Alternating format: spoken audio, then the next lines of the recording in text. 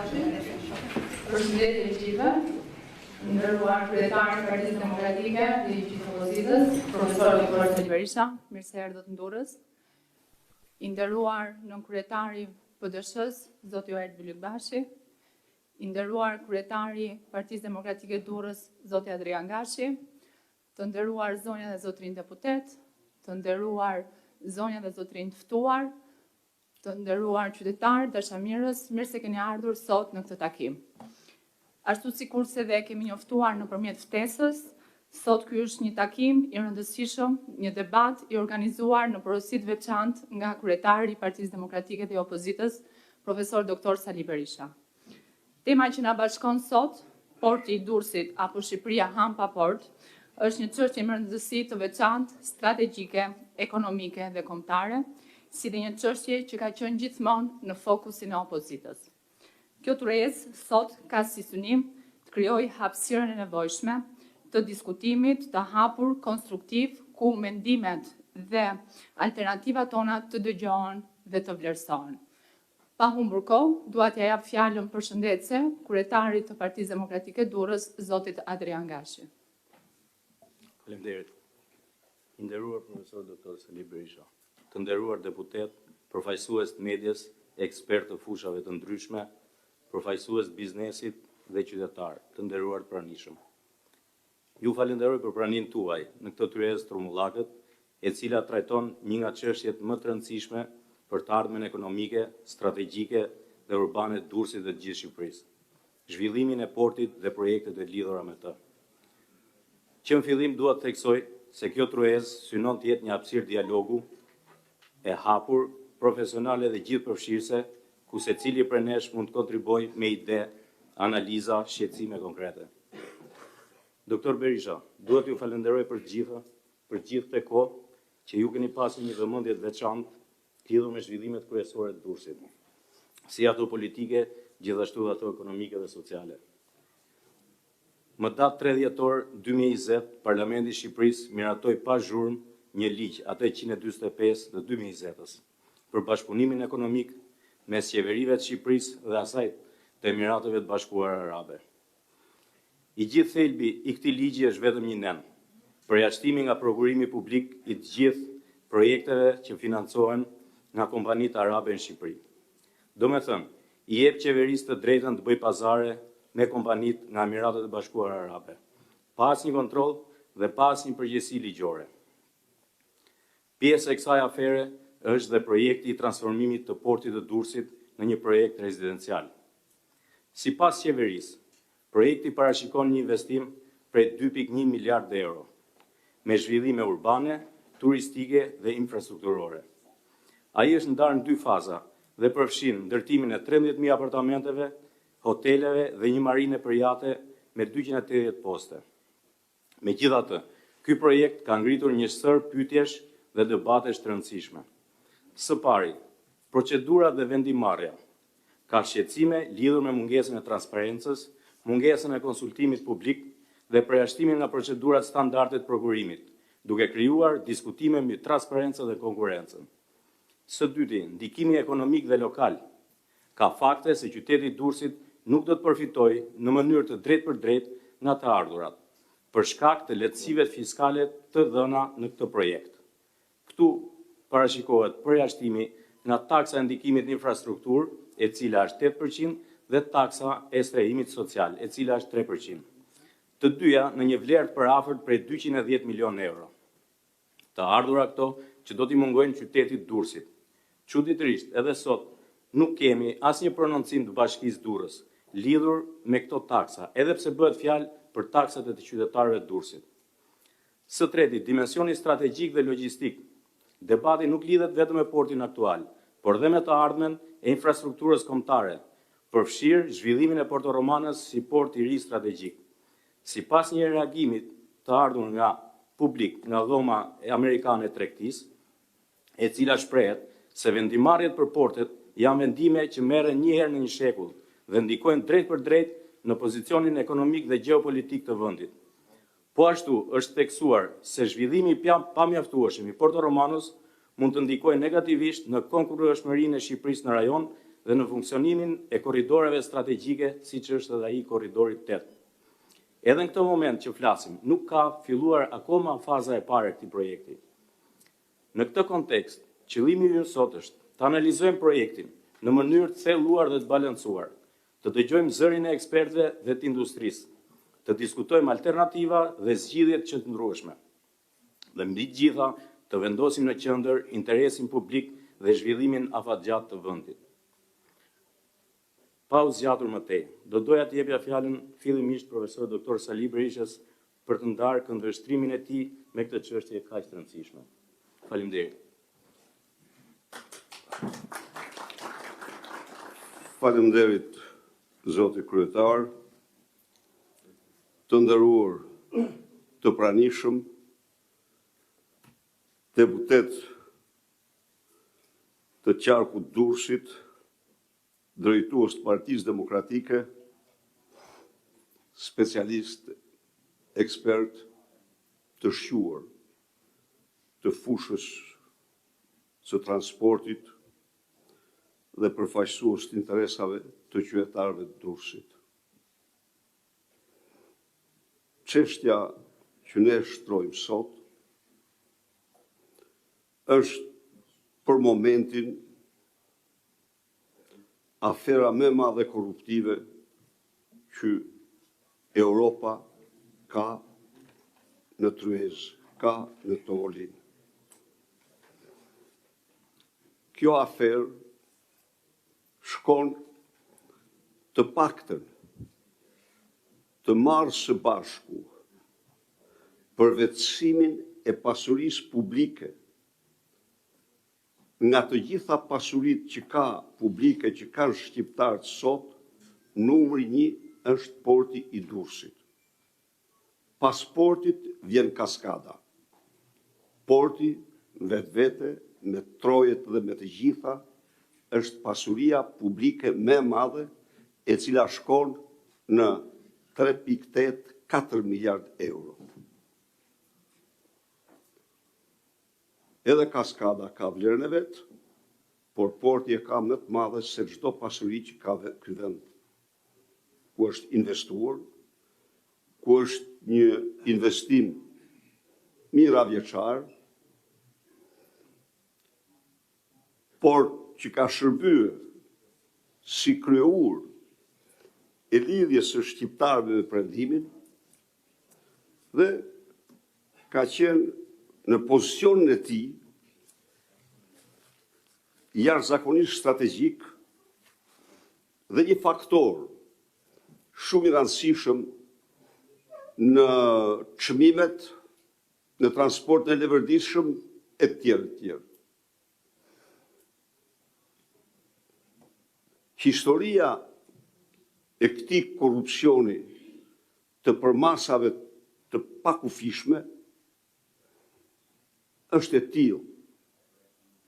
Durrësi në vitin 2013, duhet ta dini ju të gjithë, kishte zonën e përcaktuar për marinën e vet. Durrësi donte një port marine. S'mund diskutohet. Mungesa e qytetit më të rëndësishëm që kemi ne, i mungonte porti i peshkimit, i mungonte një port marin. Dhe zona porti i peshkimit u ndërtua me parat e bankës botërore, por pavarësisht se u ndërtua, atë e morën 2 trafikantë të damkosur ndërkombëtar, një Naim Bey mos gabohem dhe ky Luca, Gjergji Luca. Këta e morën atë sepse donin detyrimisht të kenin akseset e tyre në profesionin që ushtronin. Por marina ishte e përcaktuar me projekt, me tender, me të gjitha, midis Currilave dhe Hotel Volks. Ishte bërë projekti, ishte bërë tenderi, ishte shpall fituesi dhe do fillon të puna.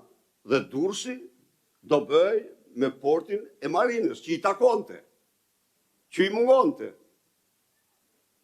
Cila është historia? Historia është kjo, është regjistruar biseda e Edi Ramës me Yllin Ndroqin, në cilën Edi Rama i thot Yllin Ndroqit, i thuj ati arabit tanë që pa 10 milion nuk fillon punën. Pa 10 milion euro nuk fillon punën. Yllin Ndroqi i thot, unë për 10 milion nuk mund t'i them. Se, do më thënë, për 10 milion nuk i them do të. Kjo është të vërteta. Këto janë në dosje. Këto i ka denoncu Yllin Ndroqi. Dhe kjo rëzoj ky refuzim rëzoj projektin e shkëlqyer të portit marinës për Durrësin. Sepse Edi Rama donte s'pak të rishfet 10 milion.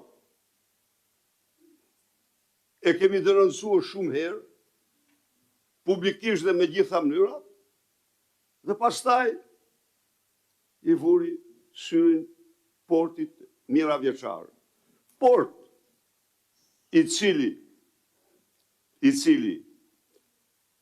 kishte mundësi thellimi dhe një tender ishte bërë për ta kaluar për ta thelluar në mënyrë që të mirë të anije gjën 50.000 ton.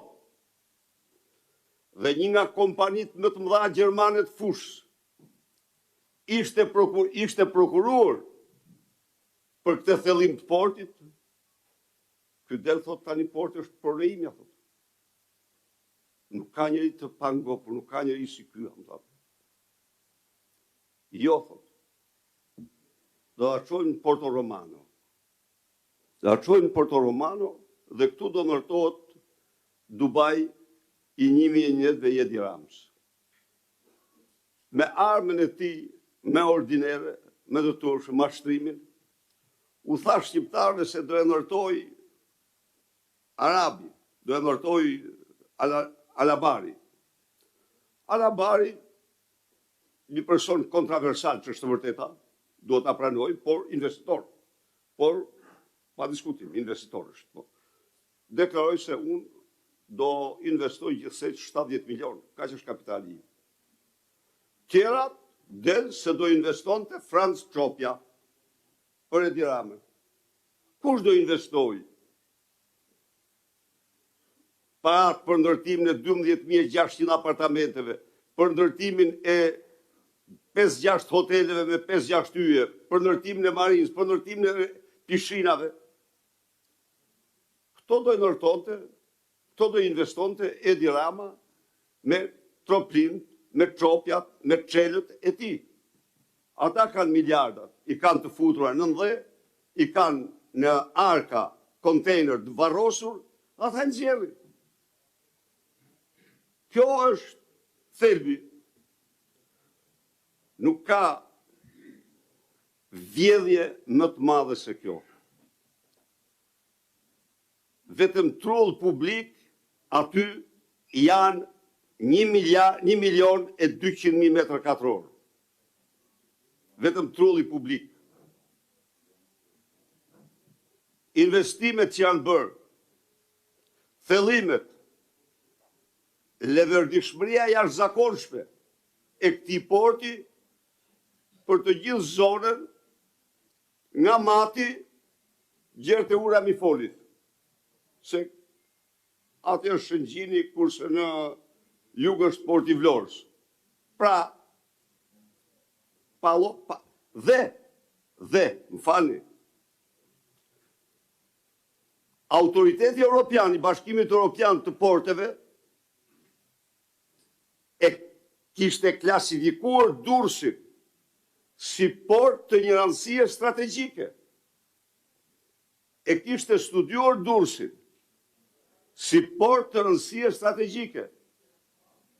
Të gjitha studimet e shpalosjes së forcave të armatosura të Shqipërisë edhe në kuadrin e NATO-s, Durrësin e kishin epicentër. Kishin përcaktuar as Vlorën, as Sarandën, as Shëngjinin, Durrësin. Pra, çdo gjë ishte e stabilizuar. Durrësi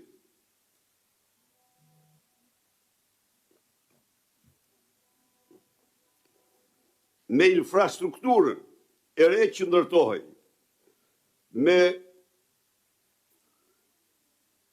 rrugën e Kombit, me hekurudhën Durrës-Prishtinë, me rrugën, me korridorin e 8, me të gjitha akset, me aksin ver-jug, Durrësi shtrohej epicendra më kryesore e transportit në rajon.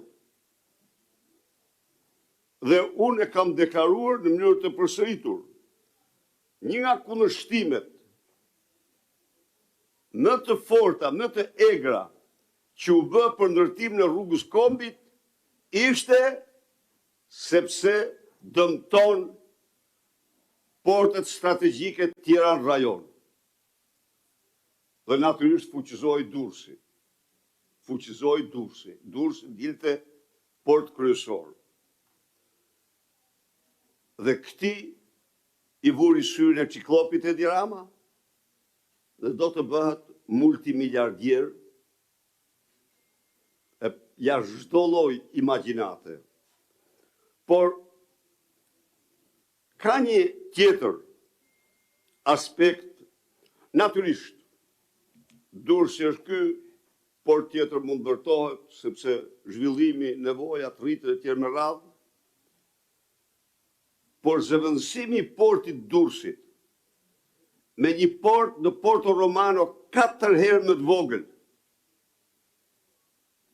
në sipërfaqe dhe kapacitete sa porti Durrësit,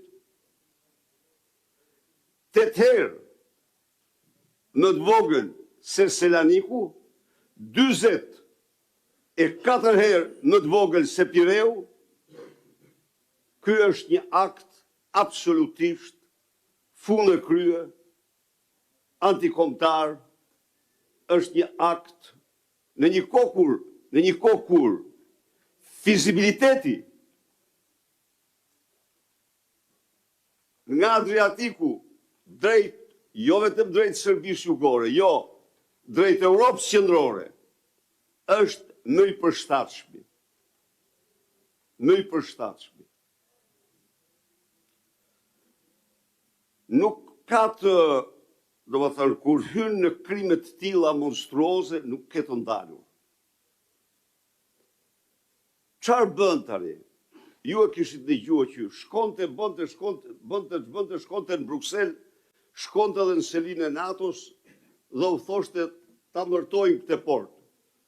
Natyrisht, NATO-ja nuk i ndërhyn një vendit sovran për të ndërtuar portin, por me qenë se kërkon, atër porti duhet ketë ato kushte që duhet ketë një port strategjik për NATO.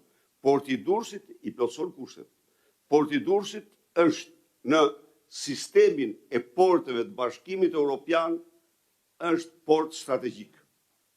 Është port strategjik. Përsëri këtu një mashtrim i pa skrupull për të vjedhur. U thash shqiptarëve një vit rresht se ky port i Porto Romanos do ndërtoj privati. Do ndërtohej nga privati. Ju, qytetarët, s'do paguajnë 100 darkë. Dhe tani pas 3-4 vitësh histori, del se portin Porto Romano do ndërtohet nga takspaguesit shqiptar. Nga takspaguesit shqiptar. Dhe do t'jetë pra një gjob ky vet me klanin e tij mafioz pasurohet me disa miliard euro. Shqiptarëve u vjedh disa miliard dhe i ndërshkon me mbi 1 miliard tjetër për ndërtuar portin e ri. Për ndërtuar një port të pavlerë. Një port 1/4 e portit Durrësit s'ka asnjë vlerë, s'ka pothuaj vlerë. I duhet vetëm për kontraband, se po i vinë ato anjet nga Tunizia, nga Libia që i shkarkon naftën aty. Pra, një gjob e të ndershme për një vepër publike e cila bëhet për zëvendësuar një kryevepër publike që e vjedh ky.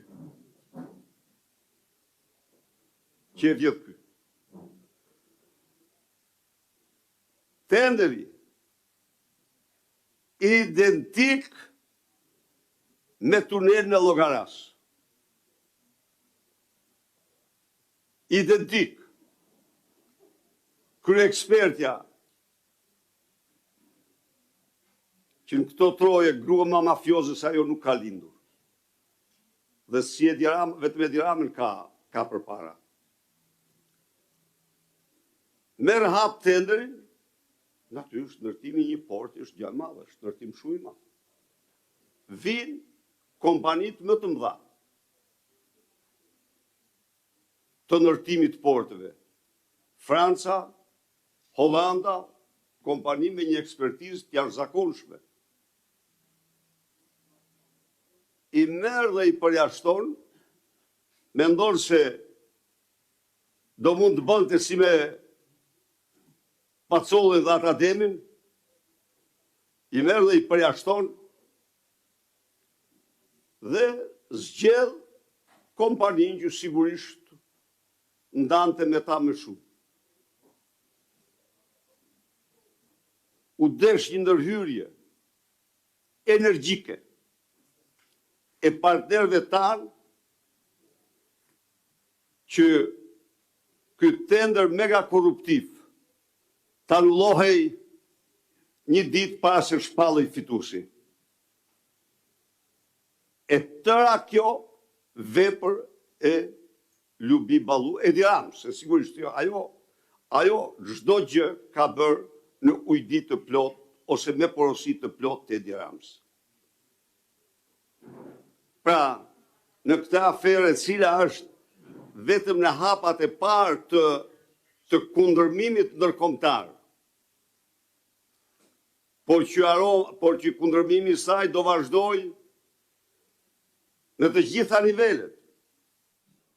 Ju e dini se ka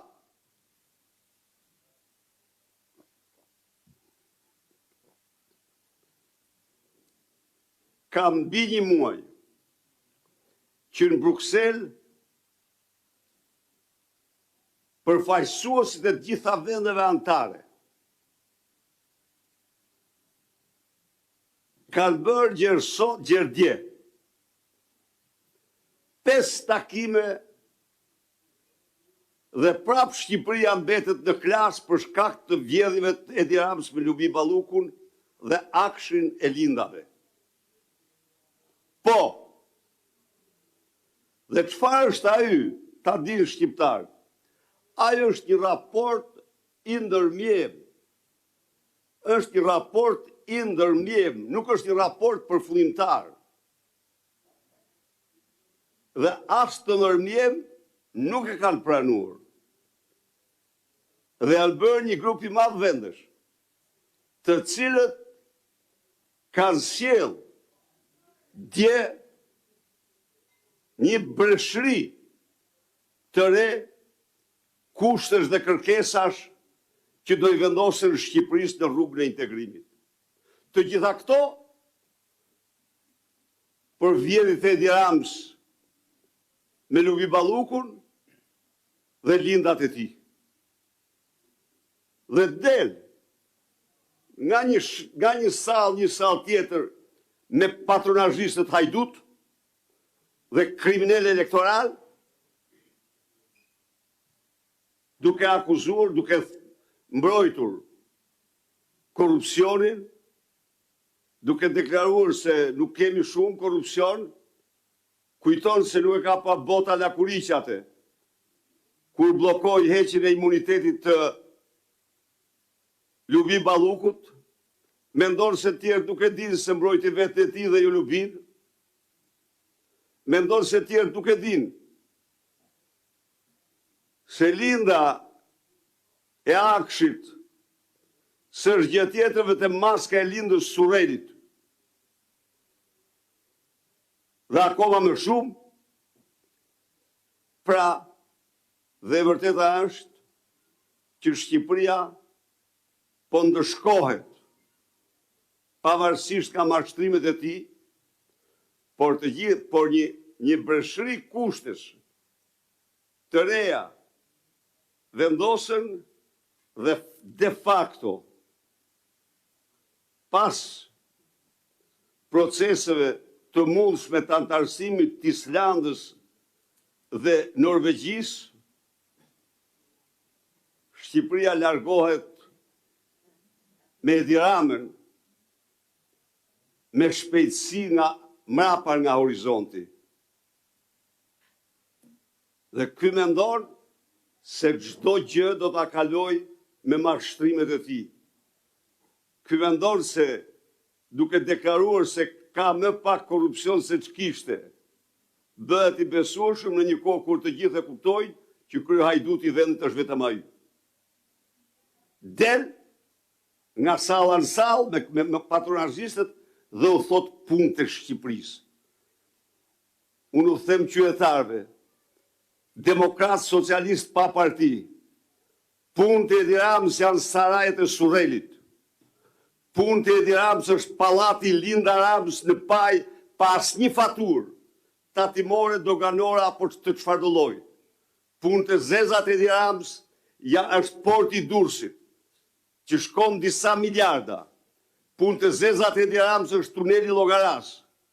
Punë të Edi Ramës, apo ato që lavdoraj, është autostrada Librash Dragushtur, e shemur si sigur të kesh hedhur kur në një bombë më të madhe që ekziston. Punë e tij është vepra, është rruga Quks Qaf Ploç, rruga Korç Kolonjë, janë rrugë të shemura në 4 anë të vendit. Punët e tij janë çmimet e 10 fishta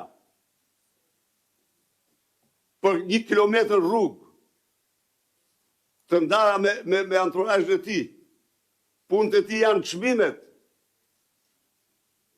zhdukja 100% e investimeve siç është Djegësi Tiranës, apo 75 milion euro, vetëm një tender i Linda Ramës, i kunatit saj, për inteligjencën artificiale.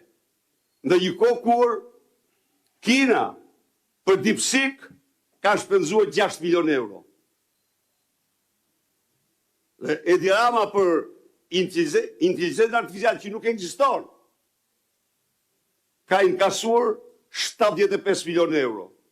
Pra, këto janë punët dhe qytetarë duhet ta dinë, pa nuk takohet me qytetarë, takohet me patronazhistët, një racë kriminalësh elektoral, të cilët janë absolutisht do marrin drejtësia për ta, nuk vonon dhe do të dënohen dhe shkohen si kriminal elektoral në këtë vend. Dhe kanë zëvendësuar plotësisht policinë politike.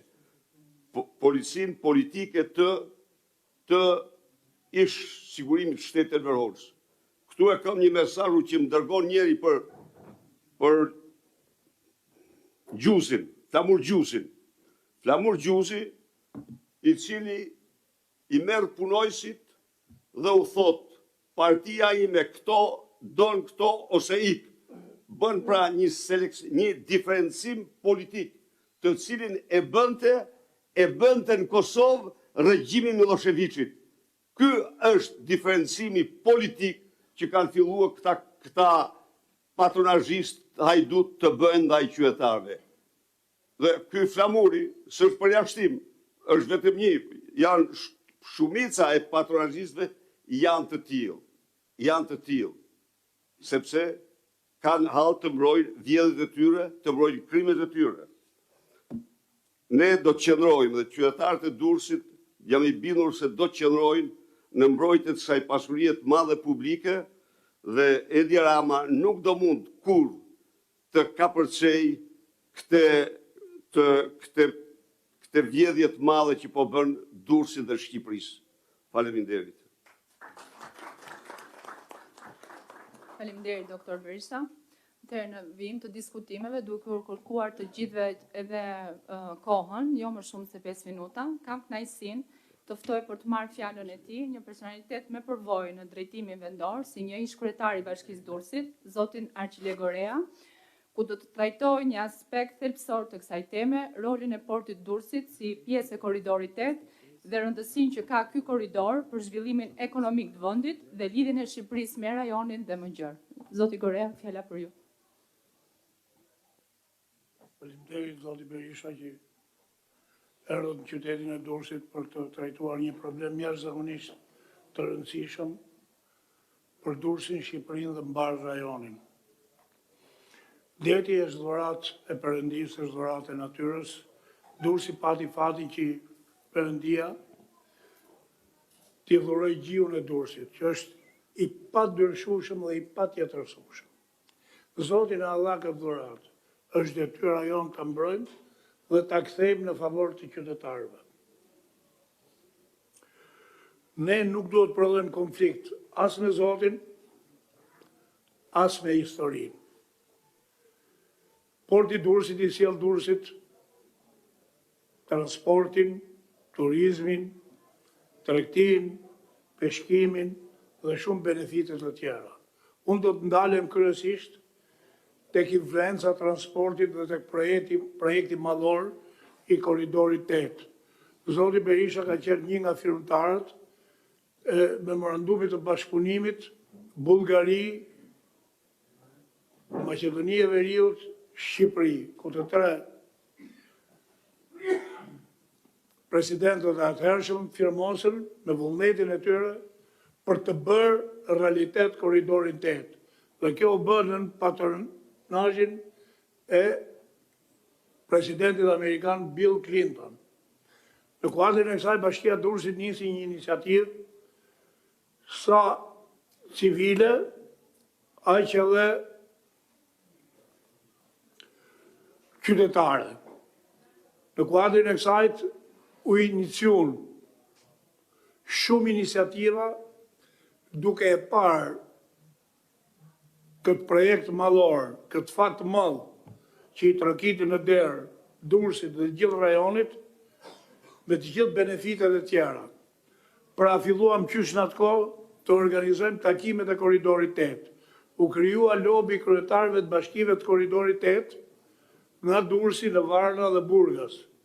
Takimin e parë në patronazhin e amerikanëve organizuam në qytetin e Ohrit, ku demonstru edhe eksperienca dhe projekti se si do të zbatohesh ky projekt madhor në faza. Ishin që të gjithë përfaqësuesët e pushtetit vendor, edhe njerë për theksoj nga Bari, se harrova Barin, Durrësi e deri në Varna dhe Burgas, ku ishin pjesë edhe komunat dhe bashkitë shqiptare. Në kuadrin e kësaj, gjithmonë në filozofinë e zhvillimit, sepse korridori është një kolektor, të gjithë më men nga shkolla parimin e enëve komunikuese. Kolektori barazon nivelet e zhvillimit të gjithë enëve. Pra komuniteteve po i vinte barazimi niveleve zhvillimit. Po i vinte një koncept i ri jashtëzakonisht i rëndësishëm, duke fillu nga dhomat e tregtisë korridorit 8, duke vazhdu festivalet e korridorit 8, aktivitetet sportive, kulturale dhe tjera gjithë me radhë që do të prodhon një lëvizje. Dhe kjo lëvizje kuptohet që lëvizja njerëzve do të sillte zhvillimin. Po korridori 8 nuk ishte vetëm një rrugë makinash. Korridori 8 ishte ekurull, ishte transport inteligjent, që është transporti me kontener, ishte dhe linjat e telematikës. Pra kishim të bënim me një event me shumë rëndësi që po i vitë të vendit tonë, dhe ne u angazhuam seriozisht që të bëjmë gjithçka për këtë. Këtu në qytetin e Durrësit, shumë nga ju mund ta marrni mend, u organizuam ditët e korridorit 8, ku morën pjesë gjithë qytetet dhe komunat e korridorit 8. Pra u bë festivali folklorik i korridorit 8, ku erdhi ansambli shtetëror bullgar, ansambli shtetëror i Maqedonisë Veriut. Pati gjithë ditën koncerte, qenë edhe grupet lokale të komunave shqiptare.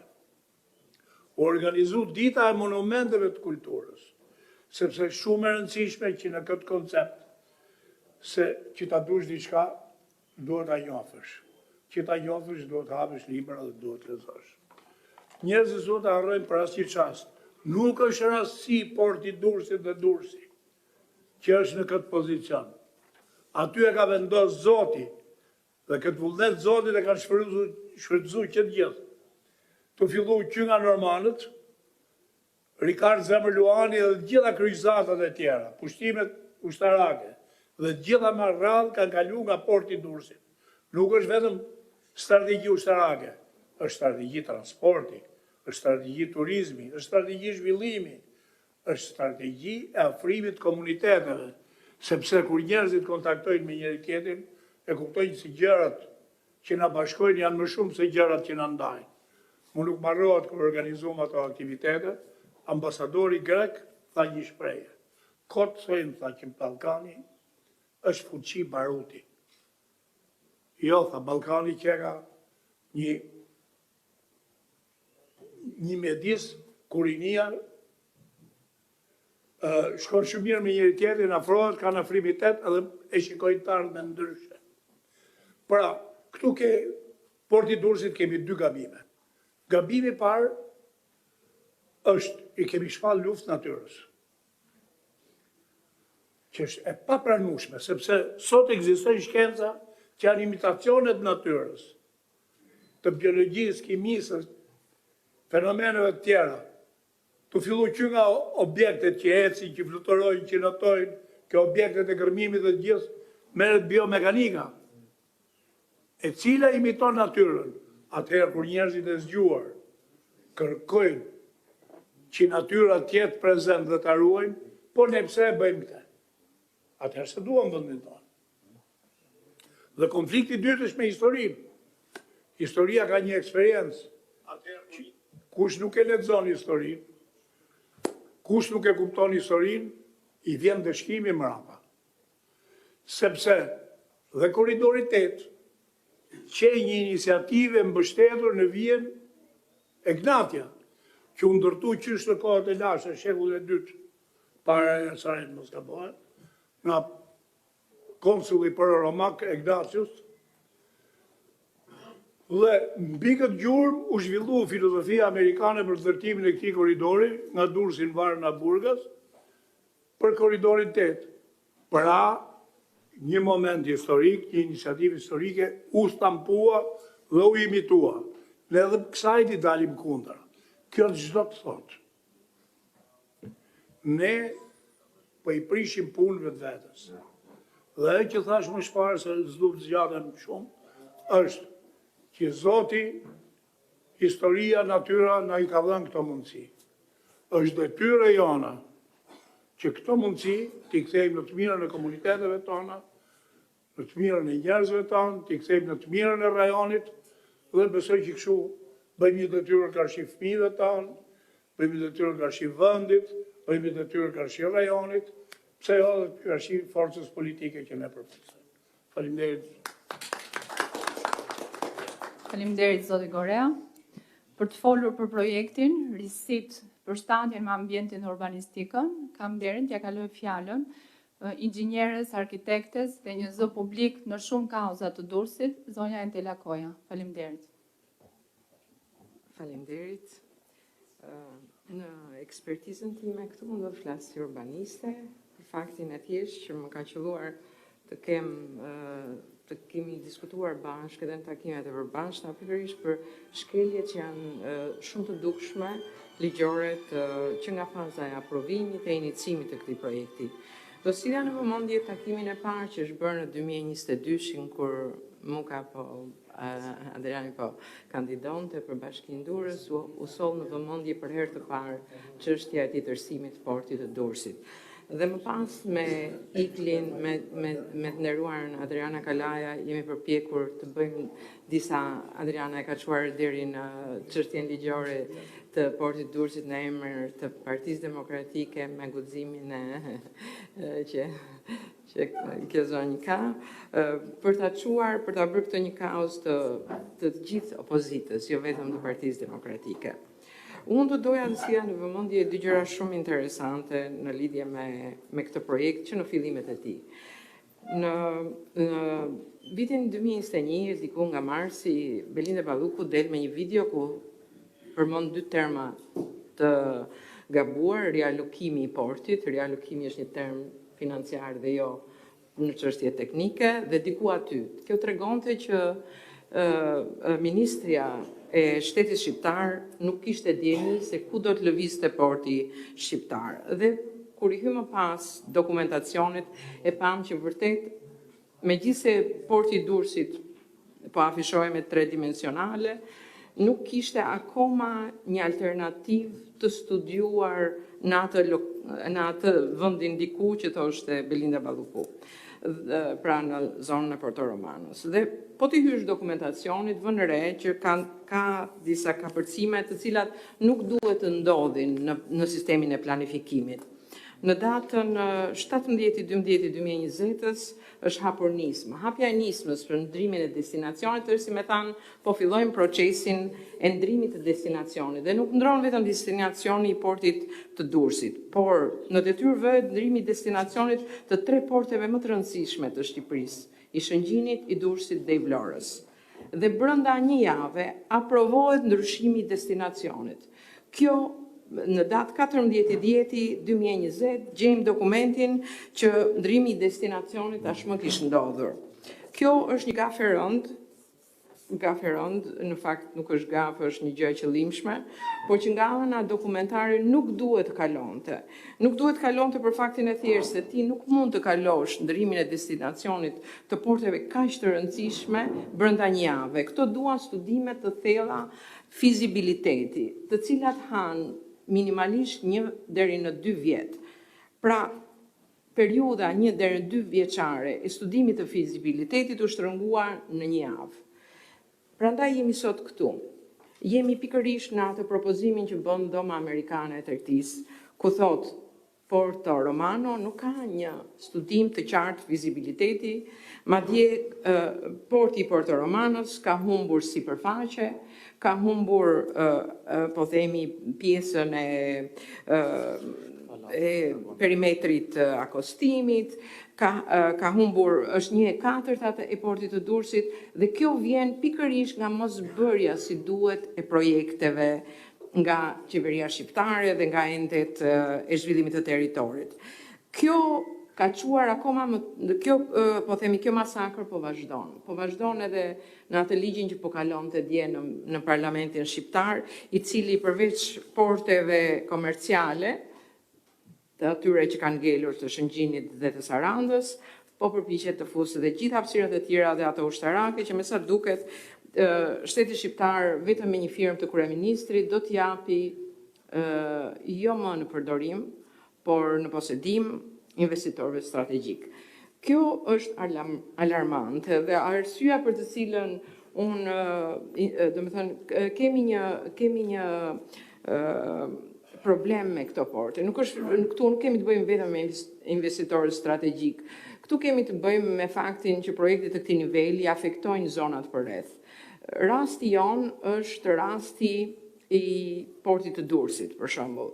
Afektimin e parë e dha në zonën e shitores bregdetare të Durrësit, e cila i kushton Bashkisë Durrës dhe buxhetit të Shtetit Shqiptar shuma të mëdha, njëna mbas tjetrës, dhe të gjitha duket që bëhen vetëm për të shërbyer këtij porti të ri të Alabarit, si quhet. Ndërkohë, një nga ripple effect, si quhet, ai efektet kolaterale që kanë këto janë pikërisht edhe projekti TIG, që ne tashmë po luftojmë prej 8 muajsh, sepse kur krijohen zhvillime të tilla urbane, duhet të kenë patjetër edhe atraksione të rrotull. Dhe me sa thuhet, edhe porti, edhe projekti i tij është një nga efektet anësore të këtij zhvillimit të këtij projekti.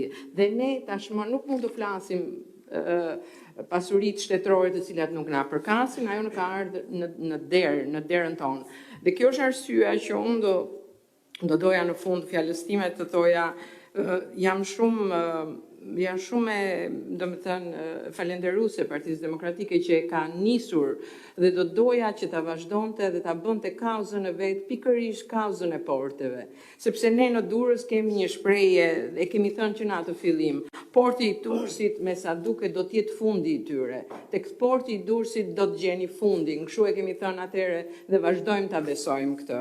Ndaj Partisë Demokratike këtu sot i bëj apel ta ndjeki këtë dhe pa diskutim do të ketë gjithë ekspertizën e nevojshme jo nga qytetarë durrësak, po nga kombëtare dhe ndërkombëtare për të hyrë me themel jo vetëm studimit të vizibilitetit, por edhe ndalimit të kësaj masakre. Faleminderit. Faleminderit zonja Koja. Atëherë porti i Durrësit është me rëndësi infrastrukturore, kombëtare dhe shërben si një nyje lidhëse e fluksit tregtar ekonomik. Për këtë kam nderin t'ja kaloj fjalën kryetarit të Departamentit të Infrastrukturës dhe Transportit pranë Partisë Demokratike, zotin Besnik Dervishi. Faleminderit. Përshëndetje të gjithëve. Përshëndetje doktor Berisha. Unë këtu po jap një këndvështrim të Departamentit të Transportit të Partisë Demokratike në lidhje me impaktin që jep transferimi i portit të Durrësit në Porto Romane në rrjetin e transportit të Shqipërisë dhe në rajon. Infrastruktura e transportit e vendit tonë nuk është vetëm një infrastrukturë për transportin e brendshëm, por në kuadër të Transport Community Treaty është pjesë integrale e rrjetit evropian të transportit. Kjo nuk kupton që zhvillimi i rrugëve, ekorrudhëve dhe porteve tona lidhet drejt për së drejti me korridore që bashkojnë Ballkanin me tregjet e Bashkimit Evropian, duke përforcuar kësaj pozitën strategjike të vendit tonë në rajon. Në këtë rrjet një rol kyç luan korridori 8, i cili lidh detin Adriatik me detin e Zi. Shqipëria është porta hyrëse e këtij korridori nëpërmjet porteve të Vlorës dhe atij të Durrësit. Pikërisht këtu qëndron rëndësia strategjike e porteve tona. Për dekada me radhë, i gjithë modeli transportit në vendin tonë është ndërtuar rreth portit të Durrësit, i cili përpunon rreth 90% të import-eksporteve. Ky port nuk është vetëm një infrastrukturë detare, por nyja kryesore ku lidhen transportit detar, rrugor dhe ai ekurudhor. Të gjitha akset kryesore kombëtare janë orientuar drejt tij.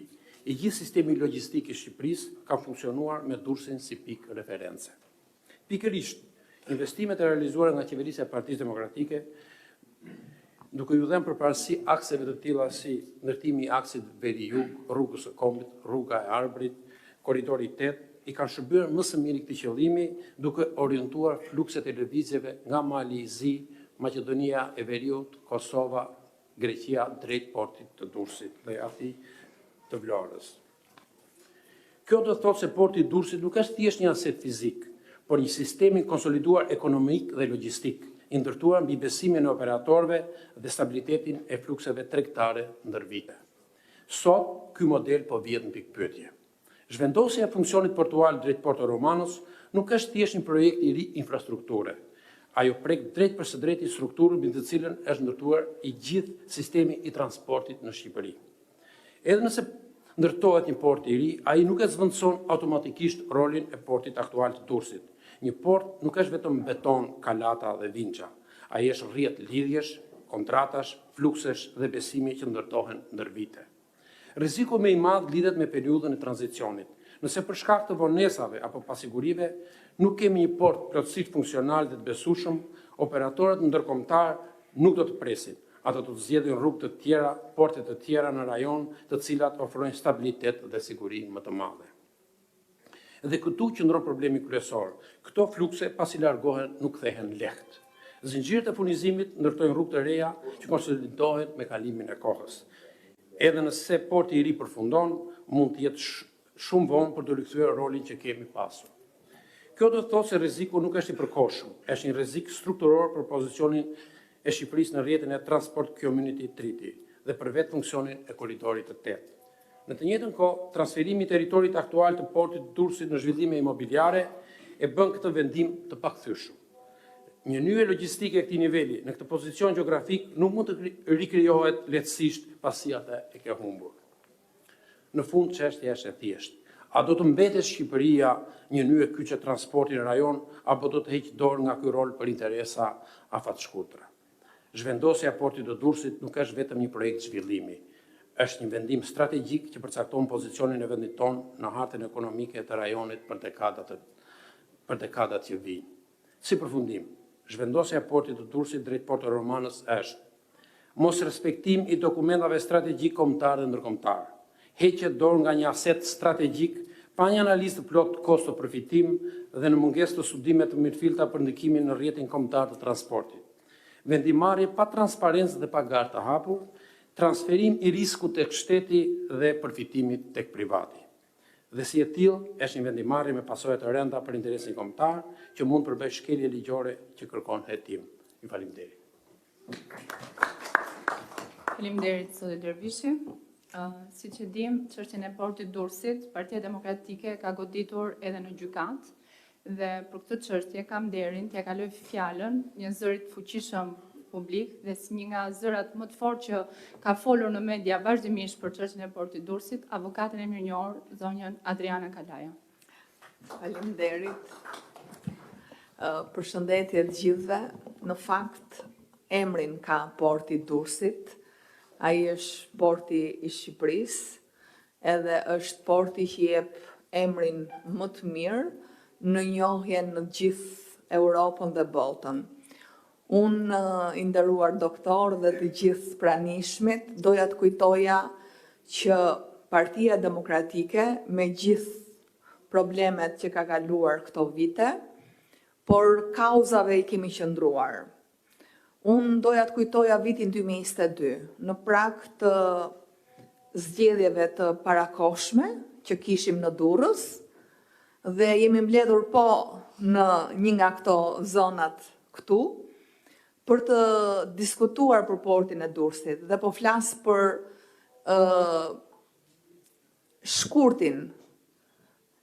fund shkurtin e vitit 2022. Dhe ne e bëm përpjekjen tonë, nuk është finale, nuk është me fitore përfundimtare, po unë mendoj që kemi bërë shumë. Unë bëj pjesë në atë grupin e njerëzve që më e pakta aferën e portit të Durrësit e shikoj si aferë korruptive. Ajo është një aferë antikombëtare, është një aferë me pasoja të rënda në sigurinë e Shqipërisë, por edhe të partnerëve tanë, nëse do t'i qëndrojmë dhe marrëdhënieve që kemi me si aleat të NATO-s.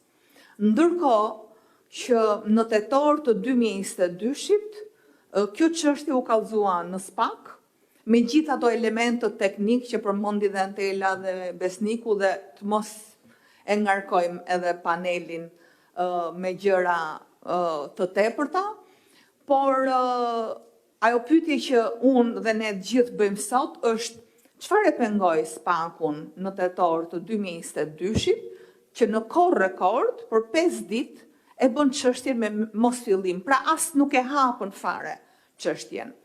Ndërkohë që unë e ndoqa, e çova në gjykatën e shkallës parë të posaçme, të cilët mbajtën të njëjtin qëndrim, apeli mbajti të njëjtin qëndrim, dhe që nga janari 2022-shit, kjo çështje ndodhet në gjykatën e lartë, që sipas informacioneve që kam, do mbajnë të njëjtin qëndrim për sa kohë që ne e dim se kush i merr vendimet, sidomos në lidhje me këto çështje, dhe pse gjyqtarët dhe prokurorët nuk ngrihen në lartësinë e detyrës dhe të kushtetutës.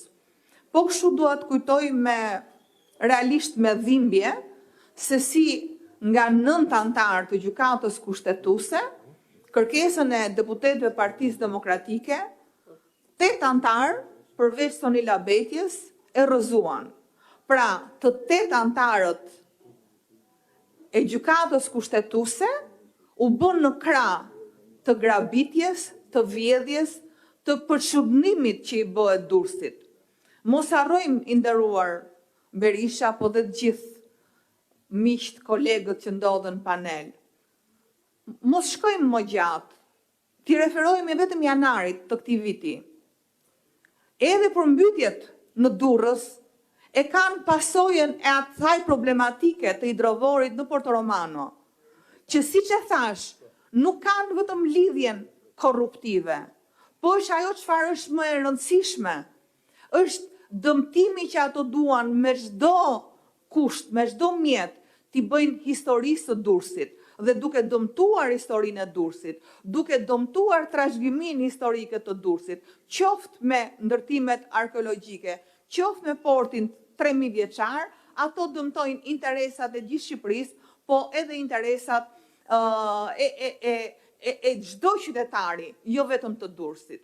Ndërkohë, edhe sot që flasim, ne nuk dim kush është pronari fundar. Pra, është një kompani, u nis me kompaninë Symphony, një kompani që, siç e kam denoncuar, është e çuditshme, që në 3.600.000 shqiptar, ky personi që vjen nga jashtë gjen administratorin e Kunatit të Lulbashës. Pra, një lidhje përtej çmendurisë, një lidhje që është qartë pazari hapur, jo vetëm kundra interesave të Shqipërisë, por në rastin konkret edhe në fakt ndaj asaj lufte që u bë Partisë Demokratike dhe kryetarit saj zotit Berisha. Ndërkohë sot që flasim, në ekstraktin e kompanisë që ka bler aksionet nga Symphony, që ka marrë dhe të drejtën e investimi strategjik, që me ligj ndalohet, pra nuk tjetërsohet investimi strategjik, kapitali në QKB është 10.000 lekë të reja. Pra imagjinoni të bëhet një investim kaq i çmueshëm dhe në nivele strategjike me një kompani që ne nuk i njohim kush janë pronarët real, nuk kemi kapitale të evidentueshme dhe nuk ka një historik të punës së ngjashme. Ndërkohë, është edhe një pjesë e punës tonë, i nderuar zoti Berisha, edhe miq, që kanë reaguar edhe partnerët, sidomos Shtetet e Bashkuara të Amerikës, edhe kryetari i dhomës, se pavarësisht ne mund të dukemi që jemi të pafuqishëm për të bërë shumë gjëra, por disa informacione të vlefshme i kemi transmetuar edhe në NATO, edhe në Shtetet e Bashkuara të Amerikës, edhe deklarata e kryetarit dhomës amerikane të tregtisë nuk është deklaratë individuale, pra Shtetet e Bashkuara të Amerikës, NATO, e kanë marrë shumë seriozisht këtë gjë, dhe ajo që unë kërkoj për ta përmbyllur, është fakti që përveç se Shqipërisë deri në përfundim të buxhetit të 2029-s i shkaktohet një dëm prej 9.6 miliard euro, përveç se ne kemi cënuar sigurinë kombëtare të Shqipërisë dhe të partnerëve tanë, ajo çfarë unë kërkoj është që ne të vijojmë të sensibilizojmë jo vetëm partnerët ndërkombëtar, por edhe ne brenda Shqipërisë nuk duhet ta lejojmë që ky produkt të kalojë në përfundim të tij, sepse në situatën ku ndodhet gjërat, ne mund t'i rikthejmë siç ishin dhe ato investime që janë bërë në portin e Durrësit mund të përdoren për administratën e portit të Durrësit dhe ne, i nderuar doktor, me 1 miliard euro investim, ne mund ta kthejmë portin aktual të Durrësit në portin konkurrues jo vetëm në rajon, por në të gjithë Europën.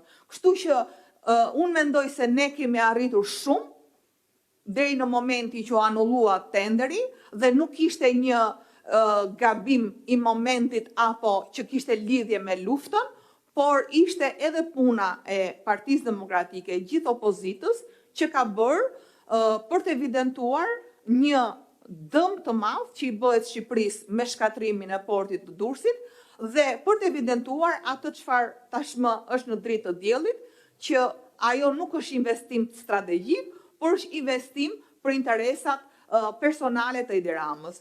Për ta përmbyllur, mjafton të lexojmë ligjin 145 të vitit 2020, ku asnjë nen të këtij ligji, përpos njerë që është rënë dakord që ndërtimin ta bëjë një kompani që është kompani serioze, si kompania shtetërore e marë, nga ana tjetër, në asnjë nen të këtij ligji nuk thuhet që do rindërtohet një port. Pra thuhet zhvillimi i portit të Durrësit dhe gjithë ndryshimet e mëposhtme dhe të mëtejshme janë bërë vetëm për interesat personale të Edi Ramës dhe mbi të gjitha për interesin kryesor që ai ka, anti-shqiptarizmin. Faleminderit. Faleminderit, zonja Kalaja. Pjesë integrale e portit Durrësit është edhe porti i peshkimit, një port i cili është ndërtuar në vitin 2012 në qeverisjen e Partisë Demokratike. Për të folur për përfshirjen e tij në këtë projekt dhe problematikat që ka porti i peshkimit, kam nderin të kemi përfaqësues këtu sot të shoqatës së peshkimit, zotin Klodian Kapiti. Përshëndetje të gjithëve, përshëndetje doktor Berisha. Në fakt, unë nuk do zgjadhem shumë në diskutimin tim. Një nga investimet më të rëndësishme në kohë dhe më strategjike për flotën e peshkimit ka qenë ndërtimi i portit të peshkimit, që filloi në vitet 2011. Ne në atë kohë e kishim të domosdoshëm një port me kërkesat vazhdueshme dhe me shumë luftë, kur ishim kundra pushtetin vendor, detyruar nga Partia Socialiste dhe gjithë deputetët e Partisë Socialiste, duke përfshirë këtu dhe disa shoqata të cilat nuk kishin lidhje në argumentimin që bënin kundra. E bëj këtë hyrje sepse koha kalon, vitet kalojnë, por duhet të themi diçka të vërtetë si kristali. Ka qenë një vendosmëri e qeverisë dhe konkretisht e doktor Berishës, që hoqi kompetencat e pushtetit vendor dhe totalisht e vendosi vetë këtë investim strategjik ku sot gjendet porti i peshkimit në murin perëndimor të portit aktual. Dhe doktor, ke një falënderim nga gjithë ato njerëz që punojnë atje. E dyta, portet e peshkimit janë investime strategjike dhe mjaft të rëndësishme për ekonominë, sepse dhe janë porte që ndërtohen dhe funksionojnë, harmonizohen brenda qytetit. Për vetë faktin se janë zinxhir ekonomik, janë këto mjete që prodhojnë ose binë në treg ushqim dhe nuk përbëjnë asnjë lloj kërcënimi. Ja them këtë sepse vargmali i pallateve Alabar që ka marrë një start që nga Gurta e Agipit dhe vazhdon gradualisht pushtoj portin, një ditë bukur do ketë njëjtin fat edhe porti i peshkimit. Dhe simas disa dhënie që kemi, ky port mund të transferohet me kohën në portin e Port Romanës në rast se vazhdon kjo lloj ofensive. Por do jetë një krim i rrallës. Një krim i rrallës sepse porti i peshkimit për vetë rëndësinë që ka bashkëjeton dhe është i harmonizuar me qytetin. Për shkak se të gjithë punojësit jetojnë në qytet. Tregu është në qytet. Me të thonë drejtën për izë vërtetës, sot rreth 80% e peshkatarëve janë të huaj. Pra, punëtor shqiptar nuk ka, për kapitena Anijesh është shumë zërë. Edhe zhvillimi i konfliktit fundit në lindjen e mesme ka bërë që çmimi i naftës të rritet dhe për pak të një muaj flota peshkimit ndodhet sot në një krizë. Çmimi i bursës është rritur dhe është premtuar nga qeveria që do ketë një mbështetje si modeli i vitit 2022, kur filloi konflikti me Ukrainën, do ketë një mbështetje financiare për 400 lekë për litër. Ka një muaj që është dhënë fjala, deri tash nuk është bërë asnjë gjë. Dhe faktikisht flota është e bllokuar. Nuk du të flas anë teknikalitetesh tjera, por kërkojmë edhe mbështetjen e juaj me reagime, qoftë kjo dhe politike, që të paktën të ndërhyet ke nafta. Që kjo flot vazhdoi punën dhe nuk është luks punohet, është nevojë bazike, etike. Dhe kjo krijon një krizë tjetër, sepse me ndalimin e punës, siç e thash, 80% e flotës janë egjiptian. Këto vazhdojnë gradualisht të largohen vendet e rajonit, ose në vendet e origjinës nga kanë ardhur. Kështu që krijon një krizë të dytë dhe më të fortë për krahun e punës. Edhe herë faleminderit për ftesën dhe faleminderit për mbështetjen në kohë. Faleminderit zoti Kapiti. Tani dua t'ja kaloj fjalën deputetit të Partisë Agrare, zotit Artan Luku. Përshëndetje të gjithëve, faleminderit organizatorëve për ftesën, faleminderit doktor Berisha. Atëherë pak a shumë këtu u thanë gjitha gjërat, se edhe nuk është se sado që flasim absurditeti i këtij projekti, ta shohim në tërësi, domethënë ne nuk do ta shohim portin e Durrësit pa e lidhur me projektin e ri për portin e ri që duhet ndërtohet. Por dy do theksoja unë si pika mjaft të rëndësishme të cilat duhet marrin vëmendje, njëra që ka të bëjë me abuzimin mjedisor që po bën ndërtimi i marinës, dhe e dyta është humbja e influencës ekonomike në rajon, gjë e cila do ta ndjejmë me kalimin e viteve gjithmonë më shumë. Për sa i përket dëmeve mjedisore, kush banon Durrës i ka parë se deri tani ndërtimet akoma nuk kanë filluar te ai që ka qenë kufiri i portit, por po krijon toka të reja, po i ndërhyjet detit gjithmonë më shumë, gjë e cila e tregoi dhe veten në një kohë të keqe që patëm para një muaji ku pa që deti arriti deri në godinat që janë në bregun e detit, domethënë kjo si rrjedhoi e ndërhyjeve goxha të mëdha që janë bërë në midis. Përveç kësaj, po ta shohim gjithë formacionin relievi i detit në zonën e plazhit të madh të Durrësit, siç jemi mësuar ta quajmë, ka ndryshuar totalisht. Nuk kemi më atë plazhin e kthjellët, kemi krijuar një stres luci në cila besoj që për sa kanë folur me ekspertë do të vazhdojë të jetë permanente dhe masi punimet e marinës të kenë mbaruar. Gjithashtu desha të theksoj një fakt. Në fakt porti natyral i Durrësit ka qenë Porto Romane, porti i vjetër natyral, dhe jo pa arsye është postuar dhe është bërë i pavlefshëm, siç ka qenë porti natyral i Porto Romanës, ka qenë edhe porti i Rodonit, gjithashtu porti goxha biznesi para se ndërtoi porti i Durrësit. Ekspertët e kohës kanë pasur arsye të forta që e kanë sportuar atë dhe kanë vendosur që porti ta kenë këtu ku ne kemi porti që ne kemi sot i cili po don të kthehet në marinë. Kjo për arsye sepse mirëmbajtja e portit atje ka një kosto shumë të lartë, ekspertët duhet ta dinë, domethënë ai që ka bërë sot portin privat po vuan goxha, po ka kosto goxha më të larta për ta mirëmbajtur portin për efekt rrymave detare që krijojnë lëvizje është e pafavorshme, themi.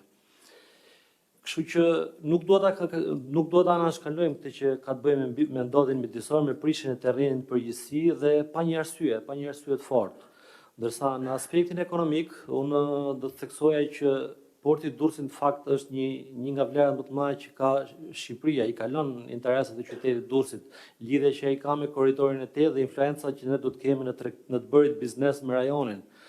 Dhe duke marrë parasysh dhe periudhën e tranzicionit që po ndërtojmë marinën dhe nuk kemi asnjë hap përpara me ndërtimin e portit të ri Porto Romane, do të krijohet një ulje e kapacitetit përpunues ndofta 4 herë më pak. Gjë e cila do ta bëjë që mos të shihet më interesant për Maqedoninë, për Serbinë e Jugut, për Kosovën, mos të shihet më interesant porti i Jugut, por tregu sistemohet vetë, ndofta do të japim vlerë si padashje ose ndofta kjo është bërë me qëllim do të japim vlerë portit të Selanikut dhe portit të Pireut. Dhe në një plan afatgjat, ekonomikisht nuk besoj se Shqipëria dele e fituar nga një projekt i tillë. Po të ishte menduar më mirë dhe po të ishte bërë me hapët e duar, ndofta duhet të ishte ndërtuar më parë porti dhe pastaj të bëjë marina.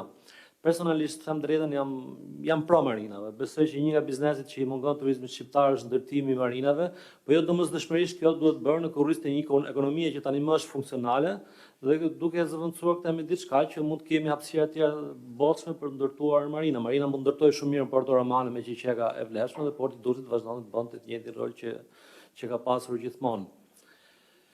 Nuk e di se çfarë do shtoj tjetër përveç faktit që gjitha kjo të jep shije në një abuzim të madh, një diçka e të bërë thjesht për përfitime personale, biznesi afat shkurtra, dhe në kurriz të Shqipërisë, në kurriz brezave të ardhshëm, ashtu siç edhe turizmi në vetvete në opinionin tim po ka një zhvillim që po ta projektojmë siç duhet, po të llogarisim dëmet mjedisore që turizmi, ky lloj turizmi masiv po sjell, unë mendoj që nuk është se ka një përfitim në afatgjat.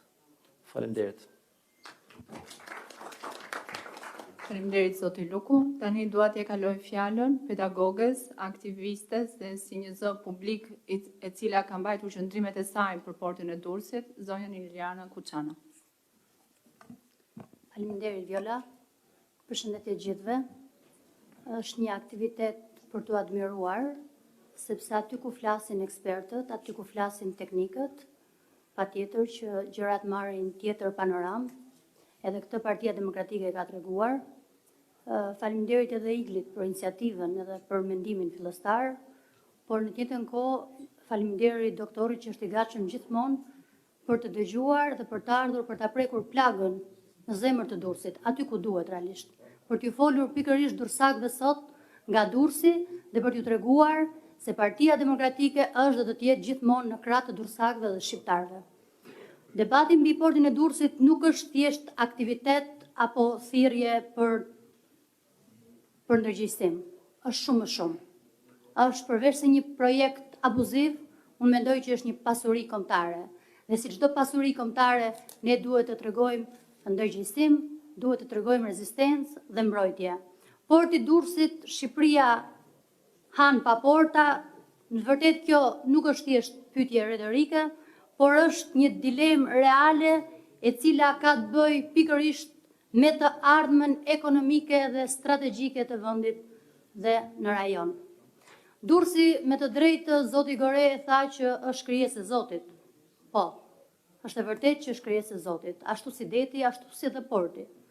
Durrësakët kanë qenë shumë të mençur që kanë ndërtuar portin, edhe si krijues edhe të Zotit, po edhe si krijues i lirë, patjetër që i kanë dhënë një pasuri jo vetëm Durrësit, por i kanë dhënë një pasuri kombëtare Shqipërisë. Unë do të ndalem në disa pika për pseudoanalistat dhe banalistat e studiove televizive, që thonë që Partia Demokratike vetëm denoncon dhe nuk flet për të ardhmen, nuk flet. Unë dua t'ju kujtoj atyre dhe të gjithë atyre që na ndjekin se Partia Demokratike kur ka qenë në qeverisje ka bërë gjëra reale. Në kohën kur Partia Demokratike qeveriste, porti i Durrësit drejtohej me njerëz intelektual, me njerëz profesionist. Vendimet për portin e Durrësit dhe për institucionet dhe për administratën merreshin nga njerëz serioz, jo nga njerëz mediokër siç i ka sot Edi Rama në qeverisje. Më lejoni t'ju sjell dy emra, por do më falni për emra të tjerë.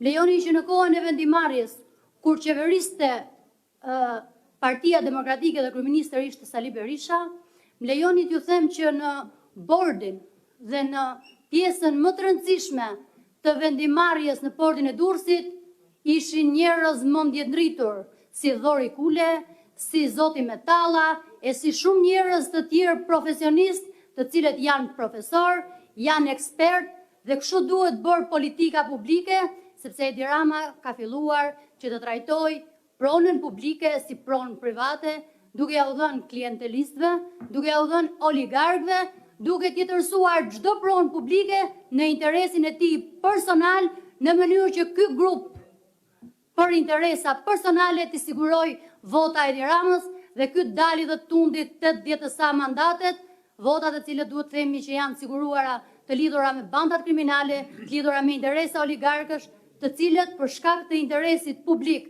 dhe keq menaxhimit të interesit publik, këta i shërbejnë Edi Ramës duke i maksimizuar vota dhe duke ja u përkthyer këtë në atë çka Edi Rama ju kërkon. Më lejoni që të bëj dhe një propozim, sepse Partia Demokratike përveç denoncimeve vjen edhe me propozime, se ne jemi njerëz të cilët në radhë parë do të tregojmë që kur Partia Demokratike të vinë në pushtet dhe do duhet që ta nxjerrim Edi Ramën 1 minutë përpara nga ajo zyrë për të marrë frymë shqiptarët, për të marrë frymë durrësakët. Unë do ju sjell një rast i cili porti i Durrësit ka pas një bashkëpunim doktori Edi me Hamburgun dhe në atë kohë është marrë edhe një pjesë ekspertize dhe vetë po themi pjesa e drejtuese e portit të Durrësit dhe jo vetëm portit të Durrësit kanë qenë në Hamburg dhe kanë parë nga afër portin e Hamburgut se si funksionon. Pra ne kemi modele nga më të ndryshme të vendeve të zhvilluara për t'i parë si funksionojnë, duke parë se në këto porte ka edhe qendra kursesh profesionale ku njerëzit që punojnë në port të jenë njerëz profesional, të jenë njerëz me njohuri për atë gjë që bëjnë, e mos të jenë njerëz që i marrim me kartë partie dhe i fusim të shërbejnë në interesa kombëtare. Nga ana tjetër, doktor, një sugjerim tjetër me ardhjen e Partisë Demokratike në pushtet është edhe krijimi një dege menaxhim portual në Universitetin e Durrësit në mënyrë që të shërbejmë në mënyrë të drejtë për drejtë të Durrësit. Unë nuk do dua të zgjatëm, pasi ju i dini qëndrimet e mia publike, i keni parë denoncimet e mia mediatike për portin e Durrësit, dhe jo vetëm për portin e Durrësit, po për çdo aferë korruptive që ka të bëjë me Durrësin dhe me Shqipërinë. Partia Demokratike është dhe do të jetë gjithmonë në krah të kauzave kombëtare, të interesit publik, sepse ka treguar që kur qeveris Partia Demokratike, politikat publike janë për qytetarët, janë për publikun. Më lejoni, sepse shumë do thonë që vërtet kjo tryezë është teknike, por në të vërtet gjithçka është politike, duhet ta themi. Dhe nëse ne nuk e kthejmë politike, patjetër që nuk mund ta zgjidhim këtë gjë.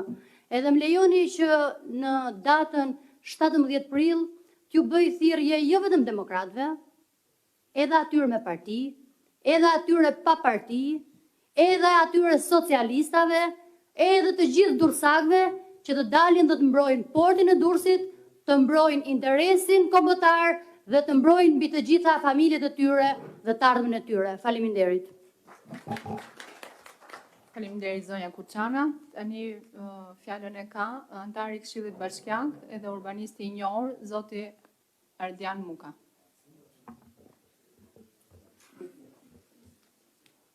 Mirëdita të gjithëve, mirëdita doktor, të nderuar deputet, kolegë, bashkëqytetar.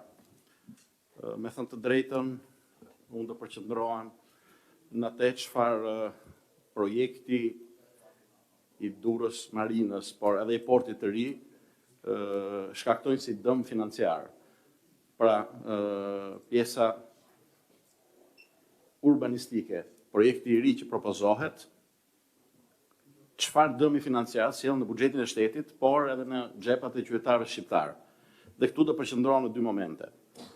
Në atë që është zhvillimi i portit si marin, duke pas parasysh që taksa e ndikimit në infrastrukturë është 4 dhe 8%, në portin në marin zhvillohen 1.350.000 metra katror zhvillime të reja, nga cilat 1.250.000 janë banesa, rreth 100.000 metra katror janë hotele, si që përmendët, hotele me 4 dhe 5 yje, me 6 yje. Taksat që shkojnë për taksa e ndikimit infrastrukturë dhe kontributi i stërhimit social, i cili dhe i është 3% vetvete, janë taksat të cilat duhet i mbledhte Bashkia e Durrësit, të cilat me shpalljen investitor strategjik të Durrës jashtë Marinës, automatikisht janë taksat të cilat i falen. Dhe flasim që për banimin janë rreth 75 milion euro, duke u referuar çmimeve të referencës të kostove të ndërtimit, dhe në shërbim, pra në pjesën e hotelerisë, janë rreth 12 milion euro. Përsa i takon taksës 3% në strehim, janë rreth 55 milion euro. Por ajo çfarë fshihet mes rreshtave dhe që për fat keq nuk është përmendur shumë edhe nga ana nga ana e opozitës, është një truk të cilët ato e kanë përfshirë në pjesën si në kontratën, si në aktën e themelimit, ashtu dhe në marrëveshjen kuadër. Flitet për pjesën e bonifikimit. Pra atë çfarë ka pjesa e bonifikimit, pra qeveria shqiptare me dorëzimin e portit, pranë zhvilluesit, në këtë rast grupit të EMAR, duhet bëj bonifikimin dhe lirimin e të gjithë zonave të portit Durrësit. Kjo, në bazë të aktit themelimit, në njenin 8.2, flitet që rimbursimi i kostave të pastrimit të territorit do të mbahet nga dividendi i shoqërisë së re që krijohet. Në marrëveshjen kuadër, në pikën 12.9.2, kostot e lëvrimit të tokës, pra lirimit të tokës, dhe pastrimit bregdetit do të mbahen nga dividendi i kompanisë së përbashkët që krijohet. Duke pasur parasysh që porti i Durrësit, për fat keq, është ndër portet më të kontaminuara në gjithë pjesën e Mesdheut të paktën, bonifikimi sipas kritereve europiane parashikon që e gjithë ai territor duhet merret, duhet të gryhet, duhet pastrohet dhe duhet zëvendësohet me material të ri të pastër. Duke pas parasysh që flasim për një sipërfaqe rreth 80 hektarë, me një kosto mesatare të gjithë këtyre operacioneve për 125 euro për metër katror, flasim për një shumë pak a shumë rreth 100 milion euro, të cilat do t'i mbahen dividendit, me qenë se kompania e re që krijohet, parashikon që 67% të fitimit do i shkoj pjesës së grupit të zhvillues Alabar dhe 33% ngelet të shtetit.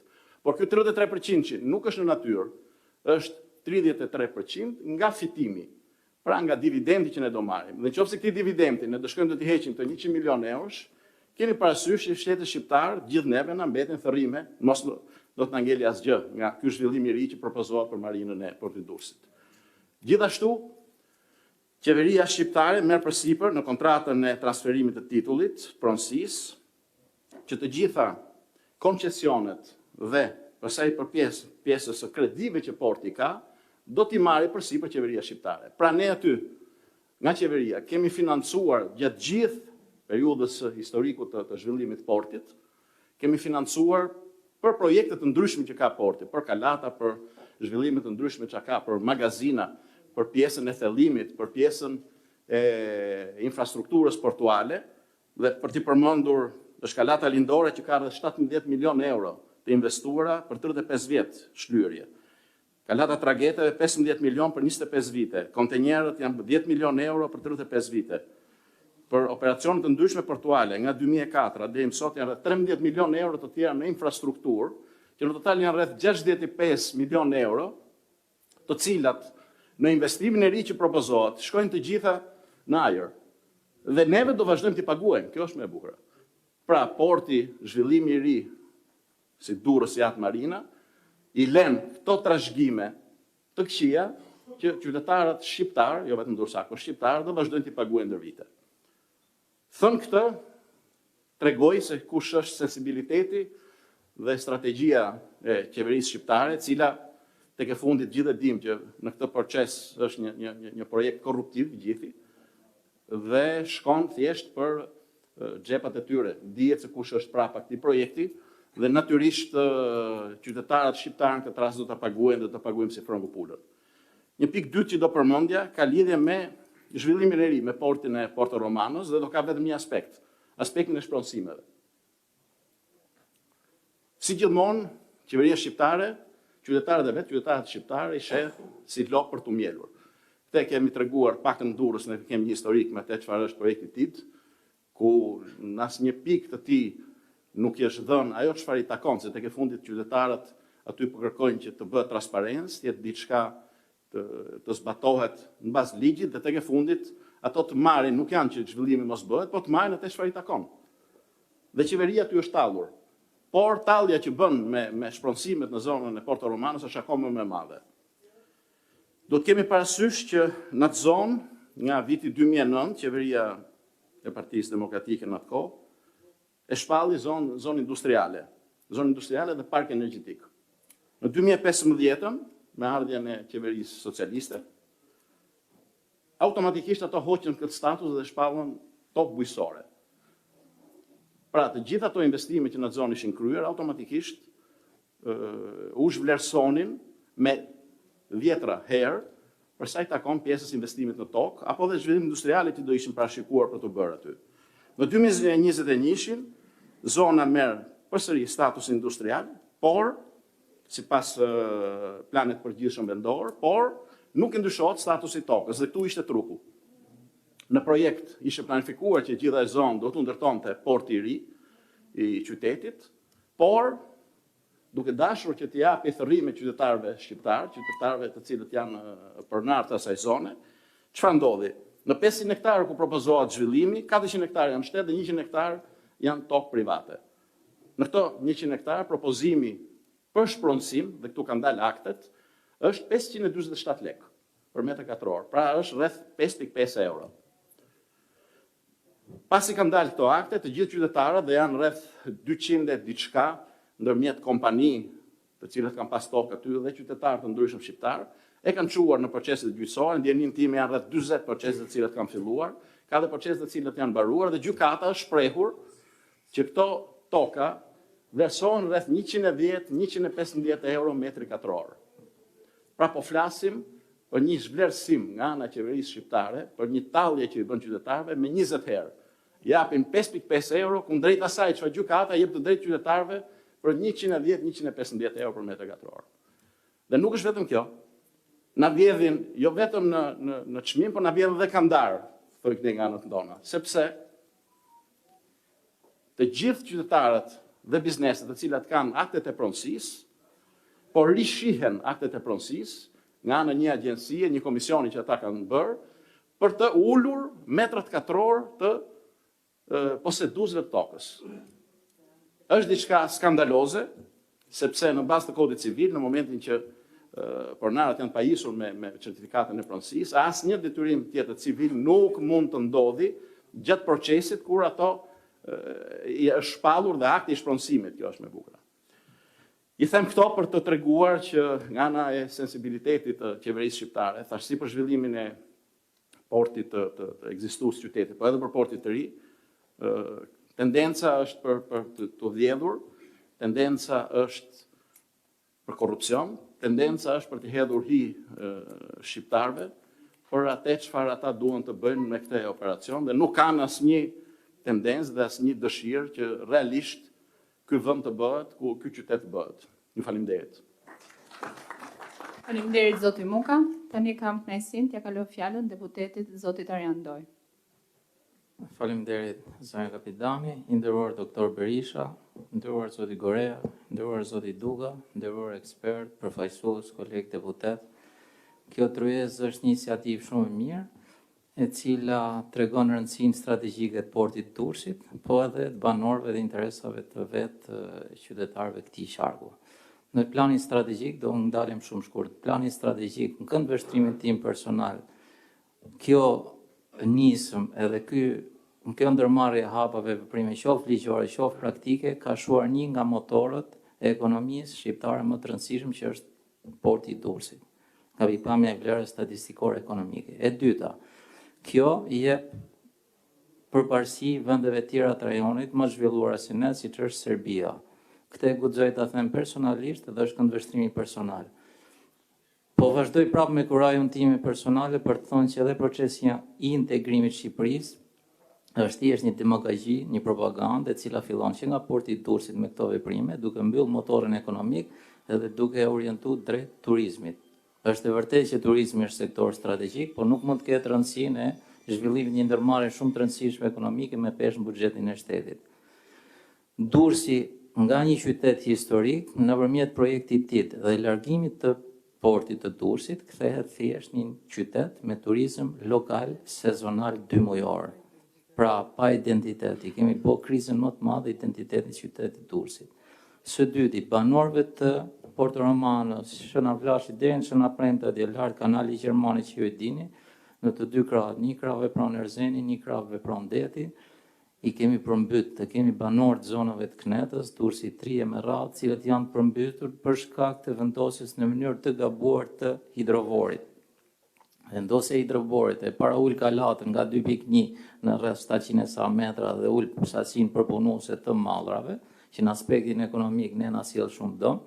Në anën tjetër krijon dëme të konsiderueshme ku me rreshje jo të konsiderueshme shiu, ka disa përmbytje ku qeveria nuk merr asnjë iniciativë për ta ndërtuar një hidrovor 3 për ta spostuar për ta çuar nivelin dhe më e pakta minimalisht për të shpërblyt dëmet e ardhura banorëve të tyre zonave.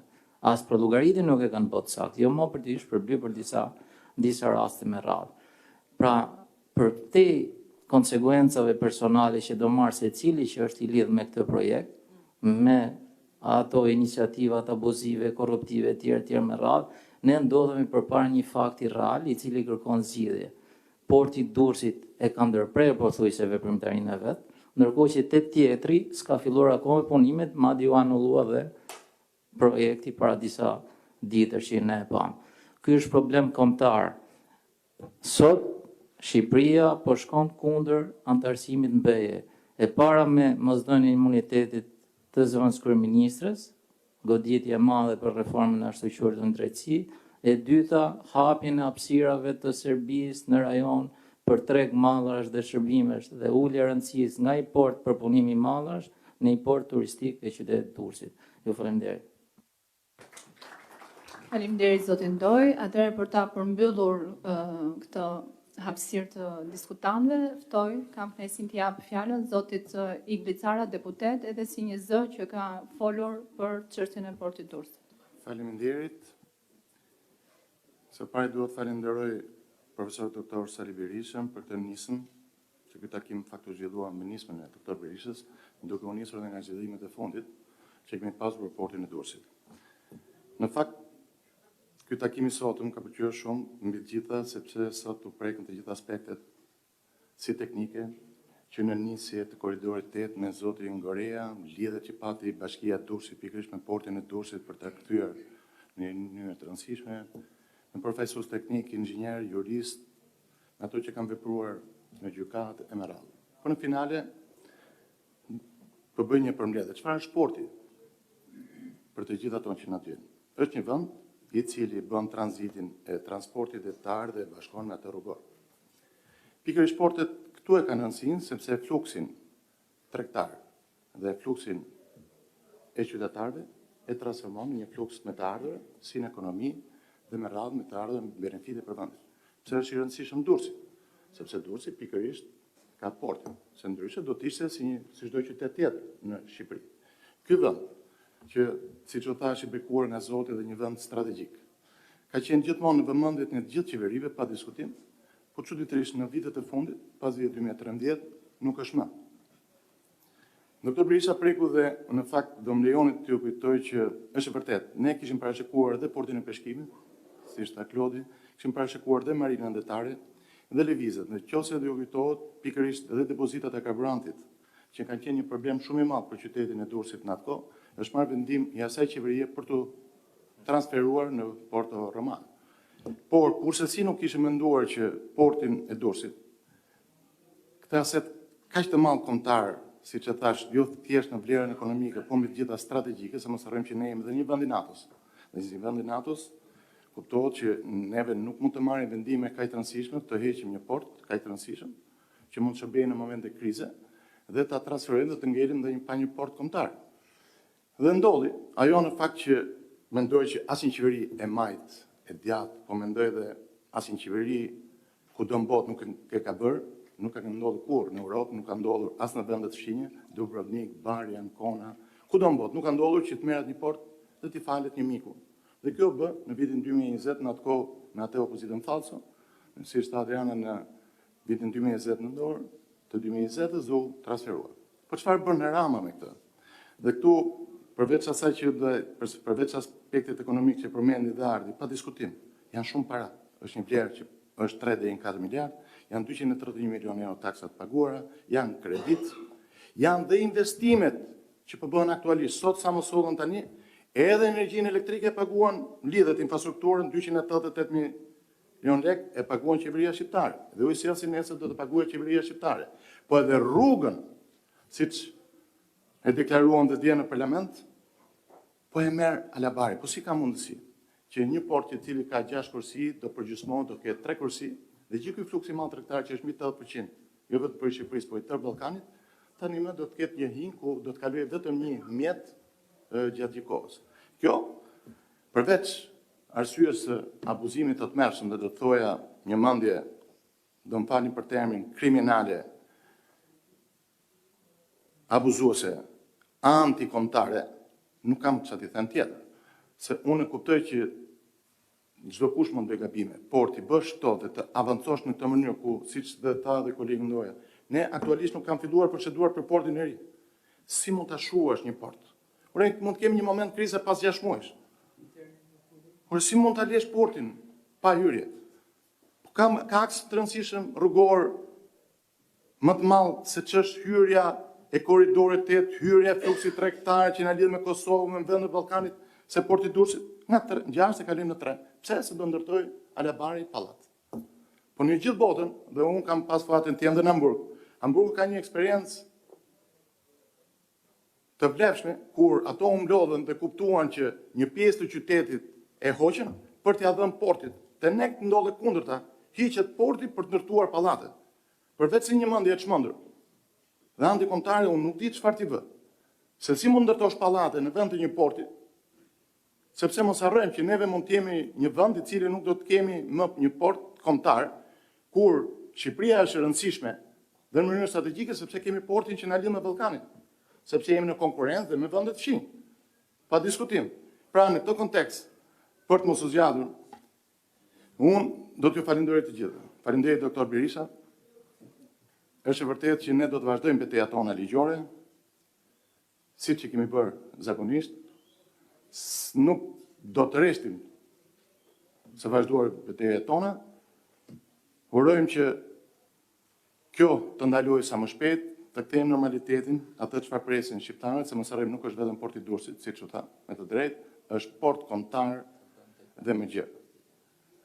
Dhe neve do të vazhdojmë si forcë politike, por pse jo, edhe me bashkëpunimin e specialistëve, do vazhdojmë betejat tona për mos lëvizur portin e Durrësit dhe me të gjitha për të ardhmen e vendit tonë. Faleminderit. Faleminderit zoti Cara. Ju falenderoj të gjithë ftuarve për mendimet e vyera që shkëmbyen sot gjithë së bashku. Tani kam nderin t'ja kaloj përsëri fjalën për një fjalë përmbyllëse doktor Berishës.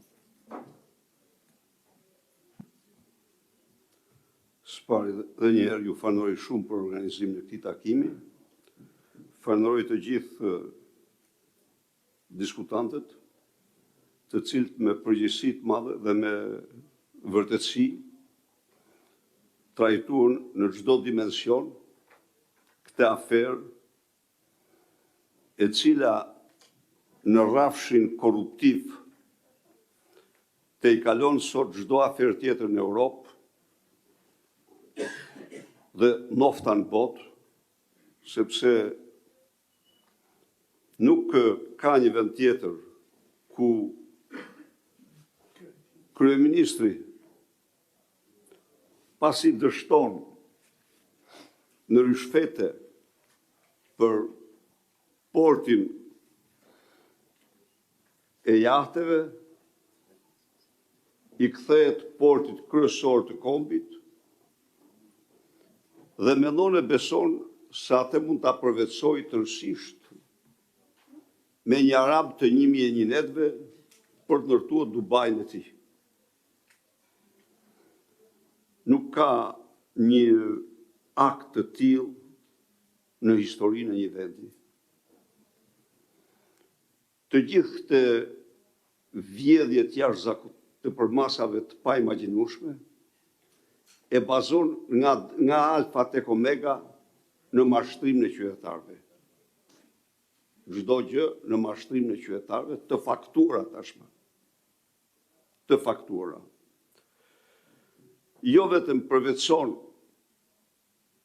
pasurinë numër 1 publike të shqiptarëve, që është porti i Durrësit, por gjobit shqiptarët me 1 miliard euro për ndërtimin e një porti të ri, i cili ndërshkon kombin jo vetëm me 1 miliard euro që do paguaj, por ndërshkon si një projekt që si përgjigjet absolutisht as pozicionit strategjik natyror të Shqipërisë, mbasi është 4 herë më i vogël se porti i Durrësit, dhe Durrësi është pozicioni strategjik më fizibël, më i përshtatshëm në të gjithë bregun Adriatik dhe brigjet tjera përtej Adriatikut. Kështu që ky projekt, pra, jo vetëm përvetëson disa miliard dollar, rreth 4 miliard dollar pasuri publike në zhvillim, por ky projekt i jep një goditje fatale pozicionit gjeostrategjik dhe favoreve që vjedhin. Gjithmonë gjeostrategjia është fuqi natyrore dhe favoreve që zotron Shqipëria nga ky pozicion i Durrësit. porti është një ndërshkim madhor edhe për transporti, për çmimin e madrave, mbasi shumica e tyre do vinë nga Tivari, do vinë nga portet tjera, në Vlorë është mbyllur porti, Saranda nuk ka port, Shëngjini po është kështu që ky vend me 400 kilometra breg është pothuajse pa porte. Në një kohë kur ky ishte nyja më rëndësishme, më përshtatshme, sidomos pas ndërtimit të rrugës Kombit. Rruga e Kombit është korridori më fizibël. Dhe nëse u kujtohet ju, edhe marrëveshja e Washingtonit përcaktonte hekurudhën nish, të themi nish Durrës, dhe një port edhe më të thellë, sepse ky është pozicioni gjeografik i Shqipërisë. Shqipëria ka këtë avantazh. Shqipëria ka paguar çmim më të shtrenjtë për shkak të këtij pozicioni, e kanë pushtuar nofta 30-40 herë fuqitë e huaja dhe jo për gjë tjetër, vetëm për shkak të pozicionit. Tani, në vend se të përfitoj, tani ky ja heq edhe këtë avantazh për të bërë miliardier, për të ndërtuar Dubain e 1000 jetëve dhe absolutisht për qëllime antishqiptare të mirëfillta. Siç duket me gjithë veprimtarinë e tij të edhshme që tani që e shoh se Bashkimi Evropian e ka bërë personazh të diskredituar, e ka doli si një hajdut parambar Europës me votimet që bëri me Lubi Ballukun dhe qëndrimin që mban ndaj lindave, ndaj aferës Akshit. Tani ai shpresa e vetme e tij ka mbetur Aleksandar Vučić dhe çiftimi i tij me Aleksandar Vučić, ku kërkon një lloj tjetër integrimi, kuadri ligjor i cilit nuk ekziston në Bashkimin Evropian, jo vetëm tregti dhe lëvizje. E thanë dhe ju në fjalët tuaja, ky ka modele 46, ose më pak, më keq. Metrin katror të 100 hektarëve privat në Porto Romano, ky e përcakton me 5 euro. Metrin katror në një kohë kur gjykata e ka vlerësuar atë me 115 euro. Çka do të thotë që vetëm pronarëve, se ky mund mos ja u paguaj, po ajo është një borxh dhe shteti s'mund ta ajroj kurrë atë, jam thonë.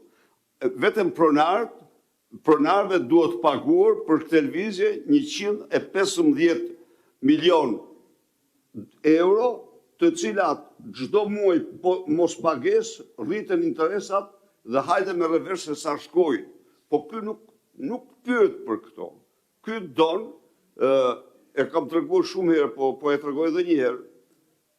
Erdhi këtu në vitin 2001, një ambasador i shquar amerikan, ishte mik i ngushtë i George Bushit, W.S. Dhe ai takoi një nga këta rilinasit. I tha mu, po si e kalove në atë darë këti? Si e kalova, tha? Ta themu, tha. Unë kam qenë avokat. Dhe gjatë jetës sime si avokat, tha, unë kam pas disa klient miliardierë. Po problemi me ta ishte se nuk ishte asnjëri prej tyre që s'donte të vidhte miliardin e dytë. Ata ishin gjyqë se kishte vjedhur 1 miliard, tani nuk kishin hap se donin të vjedhin dytë. Kështu është dhe puna e këtij. Ky nuk ndalet.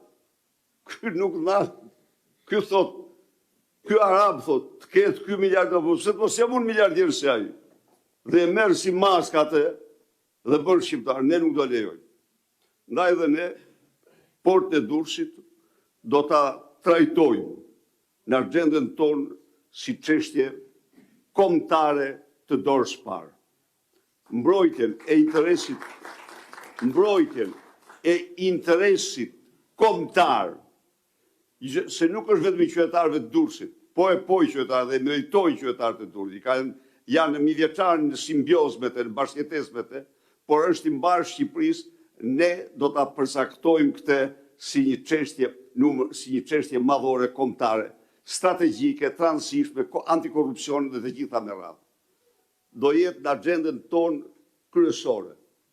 Nuk te i kalon të gjitha të tjera.